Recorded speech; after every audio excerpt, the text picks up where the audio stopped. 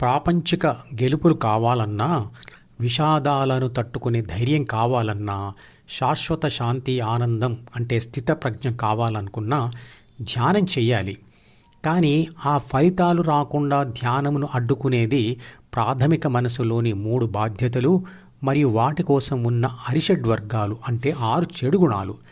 అవి ఆత్మధ్యాసను ధ్యానం నుండి మళ్లించి ద్వితీయ మనసులోని కోరికల ద్వారా ప్రాపంచిక అనుభవాల కోసం ప్రేరేపిస్తాయి. బాహ్య ప్రపంచానుభవం వేరు, అంతర్ప్రపంచ ఆత్మానుభవం వేరు. ఇవి రెండు ఒకదానికి మరొకటి వ్యతిరేకం. ప్రపంచానుభవాలు వదులుకుంటే ఆత్మానుభవం దొరుకుతుంది. ఆత్మానుభవం వద్దనుకుంటే ప్రపంచానుభవం మిగిలిపోతుంది. ఏబీసీ ప్రపంచానుభవం కోసం చేసే ప్రయత్నంలో ప్రపంచం లేదా ప్రకృతి సహకరించవచ్చు లేదా వ్యతిరేకించవచ్చు. ప్రకృతి సహకరించితే 6 చెడు గుణాలు కోరుకున్న అనుభవం ఏబీసీ పొందుతుంది.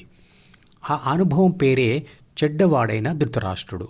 అప్పుడు 6 గుణాల అనుకూల సమాచారం మరియు కోరికలు ద్వితీయ మనసులోని డీలో ఏబీసీ చేత రాయబడతాయి. ఆ కోరికల సమూహమే ధృతరాష్ట్ర కుటుంబం లేదా చెడ్డవాడైన కౌరవులు. అలాగే ప్రకృతి వ్యతిరేకిస్తే ఏబీసీ 6 చెడు గుణాలకు వ్యతిరేక అనుభవం పొందుతుంది. ఆ అనుభవం పేరే మంచివాడైన పాండురాజు. అప్పుడు ఆ 6 గుణాల వ్యతిరేక సమాచారం మరియు కోరికలు ద్వితీయ మనసులోని డీలో ఏబీసీ చే రాయబడతాయి. ఆ కోరికల సమూహమే మంచివారు అయిన పాండురాజు కుటుంబం లేదా పాండవులు. పుట్టినప్పటి నుండి ఆత్మకు గుణాలు శత్రువులు కాబట్టి ఆ శత్రువులకు వ్యతిరేక కోరికల సమూహమైన పాండవులు ఆత్మకు మిత్రులే. ధ్యాన కోరిక కూడా పాండవుల గ్రూపుకు సంబంధించినదే.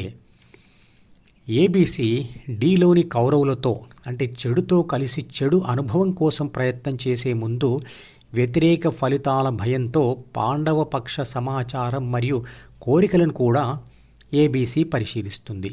అంటే మంచి ఆలోచనలు కూడా చేస్తుంది. అప్పుడే ఆత్మకు సంఘర్షణ అంటే యుద్ధం మొదలవుతుంది. కౌరవుల వలన కలిగిన కోరికతో చేసిన ప్రయత్నంలో ఆత్మకు విషాదం కలిగినప్పుడు ఆత్మ పాండవుల గ్రూపులోని ధ్యాన కోరికను చదువుతుంది అంటే పట్టుకుంటుంది. కానీ ధ్యానం జరగకుండా కౌరవ గ్రూపులోని కోరికలు అడ్డుకుంటాయి. ఈ విషయాన్ని ఒక ఉదాహరణతో వివరిస్తాను. 6 చెడు గుణాలలో ఒకటైన మోహం నన్ను డబ్బు మీద వ్యామోహంతో దొంగతనానికి ప్రోత్సహిస్తే నేను ప్రకృతి సహకారంతో ఆ పని చేసి గెలిచాను అనుకోండి. ఆ గెలుపు పేరే ధృతరాష్ట్రుడు. అప్పుడు నేను ఆ అనుభవం తాలూకు సమాచారంను ద్వితీయ మనసులో రాసుకుంటాను. ఆ సమాచారాన్ని విశ్లేషించి మరిన్ని దొంగతనం చేసే కోరికలు కోరుకుంటాను. అవే కౌరవులు. అలా కలిగిన విజయంతో మరిన్ని ప్రయత్నాలు చేసినప్పుడు ఏదో ఒకసారి ప్రకృతి సహకరించక ఓడిపోయి పోలీసులు పట్టుకున్నారు మరియు జైలు శిక్ష వేశారు అనుకోండి. ఆ ఓడిపోయిన అనుభవమే పాండురాజు.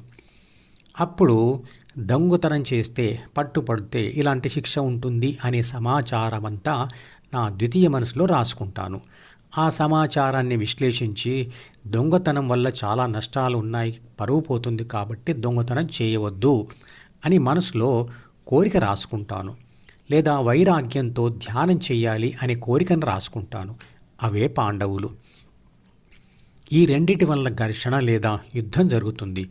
ఆ యుద్ధంలో ఆత్మ ధ్యాన కోరికతో కలిసి గెలిస్తే స్థితప్రజ్ఞ లేదా ఓడిపోతే మరోమారు జైలు శిక్ష కలుగుతుంది.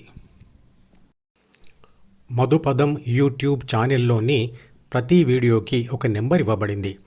1వ నంబర్ వీడియో నుండి మొదలుపెట్టి వరుసగా చివరి వీడియో వరకు చూస్తేనే ఆత్మశాస్త్రం సంపూర్ణంగా అర్థమవుతుంది. ఈ వీడియో డిస్క్రిప్షన్లో ఉంచిన మధుపదం ప్లేలిస్ట్ లింక్ ద్వారా అన్ని వీడియోలు వరుసగా చూడవచ్చు.